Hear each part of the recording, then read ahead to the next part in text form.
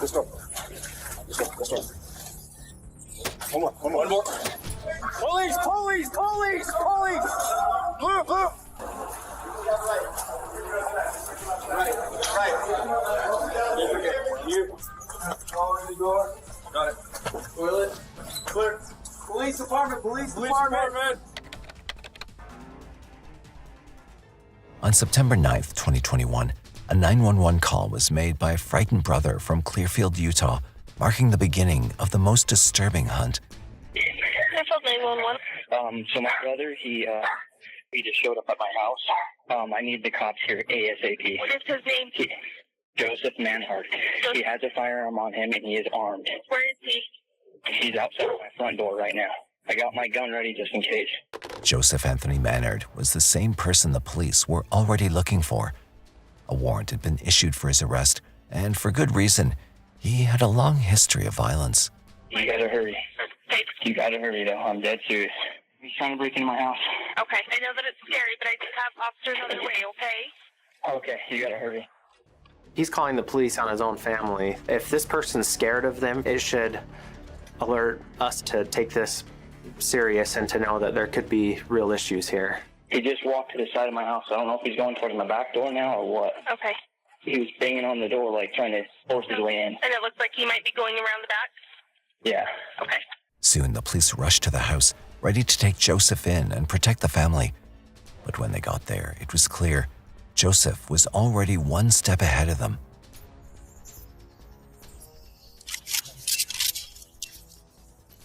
Camera's rolling, right? Yeah. They had seen the suspect out in front of the house, but they couldn't see him anymore, so they weren't sure where he was at. Can you see if you could maybe peek, see if we can see into that backyard? I've just talked to the homeowner. He's put all of his guns away. He said that if he didn't drive, the only place he could have went is hop to the fence and is barricaded in that shed that Swenson's got a view on. So he said the best way to go through is us just knock on the door to let us in. We'll go through the house and clear the shed. They moved cautiously towards the back of the house, not knowing what they might face in the next moment. Are we clear behind the shed? Point at them. Hey, watch that front door. Okay, we're clear back here. Clear? Clear.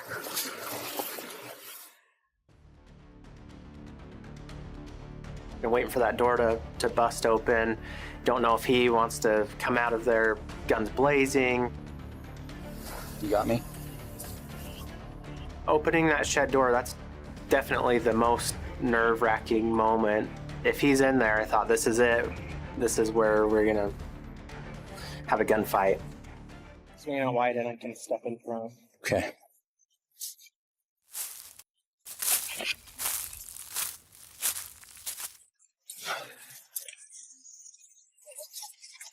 Police, anyone in there? Police, if anyone's in there, show me your hands. Come out. I can't see behind the boxes. I can't see behind boxes. Okay, let's step in. Okay. You're watching left. I'll cover the right. Okay, I'm gonna swing that way. Okay. Ready? Go. Show me your hands. Anyone in here? Panic surged as Joseph was nowhere to be found, even after every inch of the property had been thoroughly searched. Okay, clear. All right. You didn't make it in here? Probably drove by one of us. With no other leads to follow, the officers began canvassing the neighborhood, hoping for any clue that could point them in the right direction.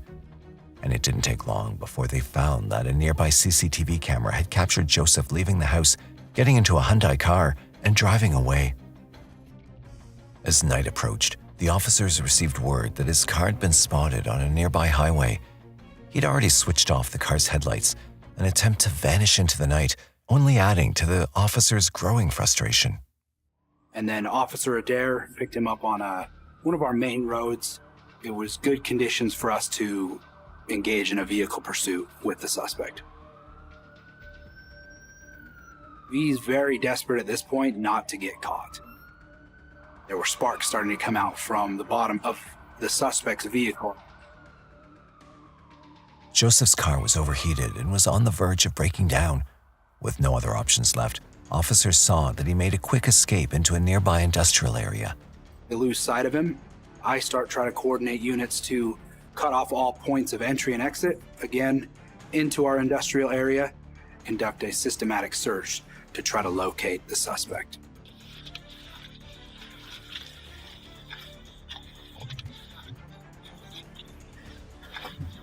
Looks like the vehicle might be abandoned. If we can start getting containment close in, and then I can start my dog. Looks like it's crashed out. And so I start to bring our containment area in a little bit so that way we could get a good search, clear the vehicle, and also hopefully get a track with the canines.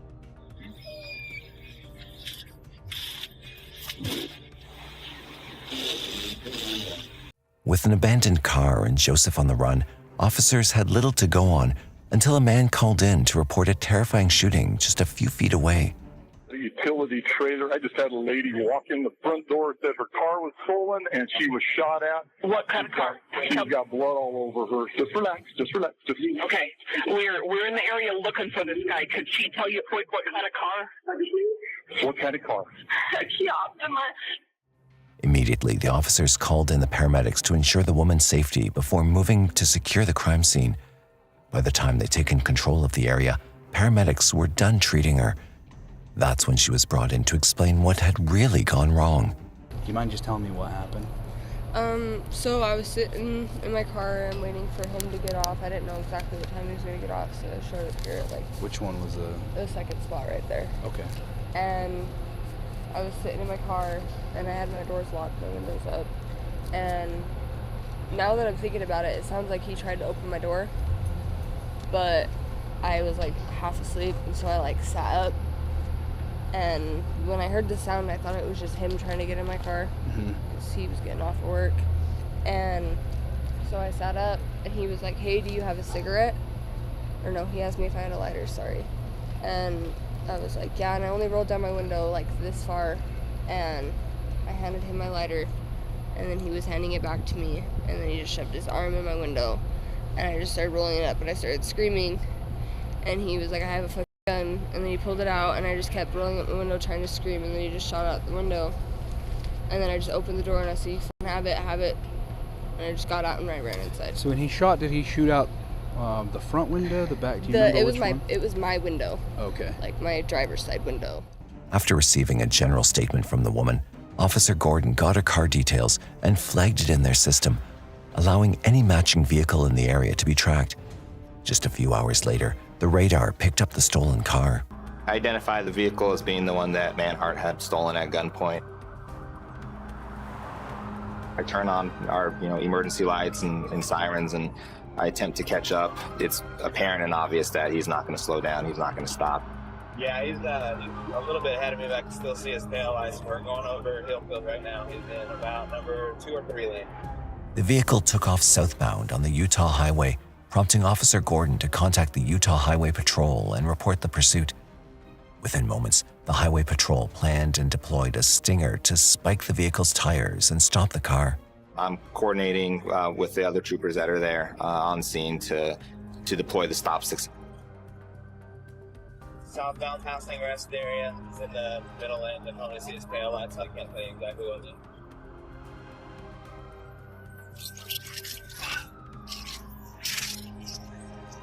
Good spikes, southbound Shepherd. Confirming good spikes? I believe so. Watch coming through the area. He destroyed them. Not even a mile later, Joseph's car came to a stop. 80 miles an hour. HOV. He's hitting his brakes. So I'll be coming to a stop here. I need a unit. Before Officer Gordon could pull him over and arrest him, Joseph stopped the car and ran across the freeway. Hands! Let me see your hands! Running across the freeway. He's running across the freeway. He's in the northbound lane. Red jacket. Let me see your hands! Y'all almost got hit by a car. He's running across. Get out of the road! Looks like he was trying to get hit by a semi. Semi just almost ran him over. Show me your hands! Stop moving! No, he's behind that picket fence right there, whatever address that is. I don't know what that is, but he's behind that. Officers sensed an urgency when they realized that Joseph had crossed the fence and entered a residential area nearby. If they didn't stop him soon, anyone could become his next target. Yeah, let's start setting up the perimeter. We have one lane covered off frontage. Go more toward probably. What's that? Just going 20-25 north. Okay. If they come out that way. On the west side of where the incident is. Copy Bravo 8 establishing command at 1700 South 200 West. Preston, are you okay? 10-4. Hold your position. I'm sending a unit up to you. Officer Gordon, along with the Utah Patrol Unit, quickly sealed off the area from all sides while calling in for additional units to assemble. I arrived on scene and it was a pretty chaotic scene. I probably had 30 to 40 officers that were conducting various assignments. So I immediately established incident command near the last known location of Manhunt. With over a mile to cover, the SWAT team alone wasn't enough to trace Joseph's location. This made Sergeant Sheldon take a swift decision to signal Star 9, a helicopter unit, to join the search. We're gonna set containment, wait for the helicopter. All units, I'm gonna set containment. We're gonna wait for the helicopter. All units, hold your positions. Don't go walking around. Sorry, bro. I don't have all the information because I switched this last minute, okay? So what do you guys got? So he already shot someone in the Freeport Center. He hopped over that fence right there. Which to that house? That one? fence right Okay. there. My response time after I was notified that he jumped over the fence was about 5 to 7 minutes. So I knew that my containment was going to need to be rather large, contained one large square block. You can hear shots fired. Not sure exactly where Rick came from. We heard the definite Bravo 8 establishing command at 1700 South 200 West. Right where Preston's at, that's where the shots came from. It was one single shot. Star 9's coming over. Heard a gunshot somewhere in that area between us and the next containment unit. While the helicopter arrived, Sergeant Sheldon's SWAT unit took position, ready to strike the moment they located Joseph. The pilot did a very good grid search for probably 20 to 40 minutes and didn't locate any indication or sign of Manhunt in the area. If Star 9 can't find him, we have a totally different situation, right? Because he potentially could be in any one of these houses. He could be taking people hostage. He could have broken in and it's unoccupied, right? So we have all of this that we're gonna have to filter through. Suspecting their worst fears might come true, officers began a house-to-house search, leaving no stone unturned. You can imagine just probably the most extremely dangerous game of hide and seek, right? There's literally thousands and thousands of hiding places that a person can go. All right, we're gonna push in this backyard. You guys good with that? All right. White male, red shirt. You see someone like that, give us a call. His arm, keep the door locked. All right. Our next assignment is to go clear this field in the barn. Soon after, officers noticed what looked like gunshot marks near a house. From that moment on, things went out of control. The house we were just in, shot went straight through that front window. They found a bullet hole in a window, and that bullet hole was the one gunshot that the officers heard when they responded on scene. The house belonged to the Samuelson family and had become central to the investigation for one major reason: a bullet hole found in its front window. Instantly, officers knew in their gut that something had gone terribly wrong and someone inside the house might be in danger. Moments later, their worst suspicions were confirmed. Joseph had taken the family hostage. All units, priority traffic. All units, priority traffic. We have information from a citizen leaving a house stating that they've been held hostage for the last couple hours. Just as morning broke, Joseph had released Chris, the father of the Samuelson family, at gunpoint, allowing him to leave for work. It was a calculated move to avoid raising suspicion or tipping off the police. Victim's wife, daughter, and daughter's boyfriend are all on the couch. Suspect was sitting in a chair just behind the couch. daughter, he has another daughter that is sleeping downstairs that should be waking up in the next couple of minutes. You leave them with this psycho, and you don't know what is going to happen or where this is going. It was the worst thing I could ever imagine. But what pushed Joseph to make such a desperate move? How did a manhunt for a predator spiral into a terrifying hostage situation? To understand why it all started, we must step back to the hours leading up to the chase. Early evening, the suspect was back out at his brother's house. The homeowner made it home, like honking a horn, trying to get help. When he saw everybody coming outside and heard the honking, he turned around and took off. Okay. The homeowner's here. She's safe, but they're terrified. Only hours after his brother had made his first 911 call to the Utah police, Joseph made an unexpected return. Officers had then moved back into the neighborhood to patrol once again. We didn't have any indication that he was going to come back to the house. Our arrest team was moved from the area. But as midnight crept in, reality hit them hard as they received another 911 call from the same number. Fairfield 911. My brother-in-law's at our house right now. Okay, we're on the way. Tell me exactly where he's at. He was out front. He was walking around out front. If they're on their way, we've got even a dog coming because we really want to catch him. Desperate to catch him, officers rushed back to the brother's house, only to find that they'd lost Joseph by seconds. He had slipped away again. Joseph wasn't just trying to escape from the police. He wanted complete freedom, no matter the cost. Taking the entire Samuelson family hostage might not have been part of his original plan, but it became a desperate move in exchange for his freedom. As soon as we're notified that we have a hostage situation, I contacted our hostage negotiators. We make sure that the house is contained. We start to deploy further resources such as forward observers or snipers. In situations like these, it's crucial for officers to assess whether the suspect truly has hostages or is armed, and whether their actions are consistent with serious crimes like aggravated felonies.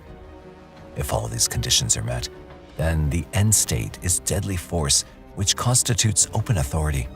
I am a SWAT sniper. I've never once in my 10 years of being a law enforcement officer been granted open authority. Hey, dial in, right? It's a showtime. Yep. Okay? Dial in, make sure we are squared away. When the negotiators arrived at the scene, they began communicating with the family members hidden inside the house through text messages and phone calls. Then suddenly, during one of these conversations, someone was seen briefly peeking out from the back door. Without wasting any time, the snipers quickly moved to the back of the house, all ready to act. We arrived in our first hide location, which is a home to the northeast. From that home, we could see the back side of the home. Set up in here. The views into the home were limited due to the blinds being closed and the sun rising from the east creating a glare on those windows.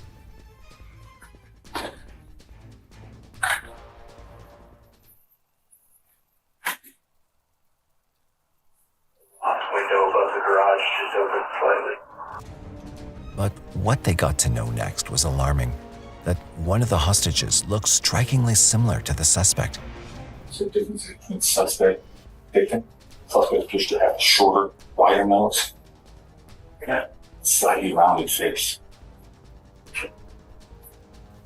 If suspect has mustache and goatee, same. I began just studying the pictures.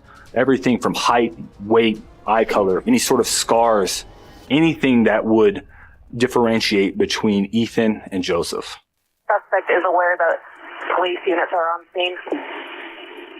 Soon, everything fell completely silent. There was no sound from either the suspect nor the snipers. It felt like both sides were waiting for the right moment to make their move. The suspect said he actually opened the front door and came out on the front porch without seeing. Over the radio, we were told to move. We'd already pre-planned our route. You're talking moving now.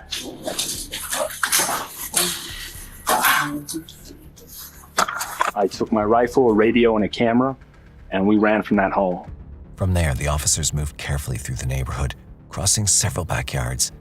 Their first good hiding spot was in the backyard of a house directly across from the targeted home. Quickly, they took cover behind a window wall, bringing their rifles into position as they prepared to watch and wait for the strike. We start to work with negotiators, and we tell them we want that exact thing to happen again. Do me a favor. Confirm that's the right address. Anything? They saying anything?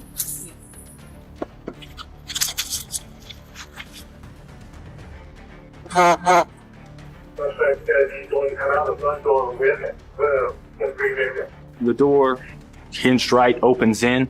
It had a wreath on it, and I thought to myself, well, that's about head height. So I centered my crosshair on that wreath and waited for the door to open. Within moments, the snipers closed in on the doorway, and Joseph stood pressed against the wall, concealed behind the door. He was cautiously peeking out, inch by inch, as if trying to make sense of the chaos or find a last-ditch way to escape the deadly trap he'd set for others, now closing in on him. At that point, I knew the hostages were not being released. They weren't making any effort to cross the threshold. They were frozen in fear.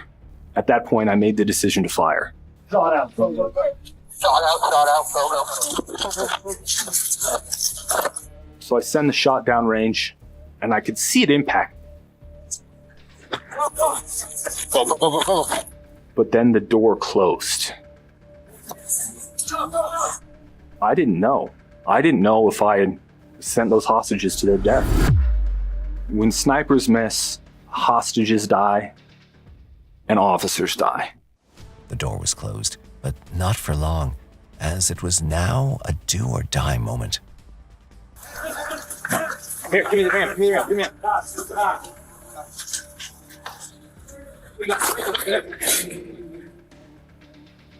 Let's go. Let's go, let's go. One more. Police, police, police, police! Blue, blue! Behind you.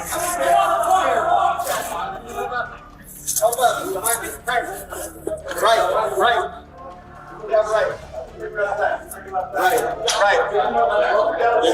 You. Following the door. Got it. Toilet. Clear. Police department, police department.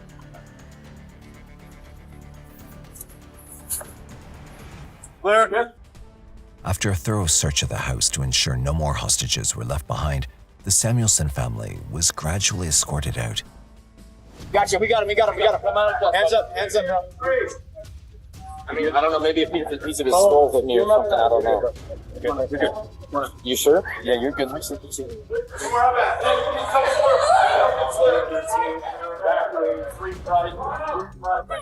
you got anything? I got you. Just hold on to me, I got you. Clear over here. Have a seat, man. It's fine. Are you injured? No. We'll get medical over here, okay? After the family's safe exit, the injured Joseph Mannard was airlifted to the hospital, where he later tragically died. We've trained hostage shots thousands of times. But what they don't train you for is after you pull the trigger. But I know it was the right thing to do. Despite the heart-wrenching end, the Samuelson family was nothing but grateful to the officers for their brave efforts to save them. It was really important for me to meet our sniper. I wanted to do something special so they knew how much we all appreciated everything they did for us. And so we had a little gathering in our cul-de-sac, and he's just a hero to us. We love him like family now, and it's awesome to have that relationship with these guys. They got us through the worst night of our lives.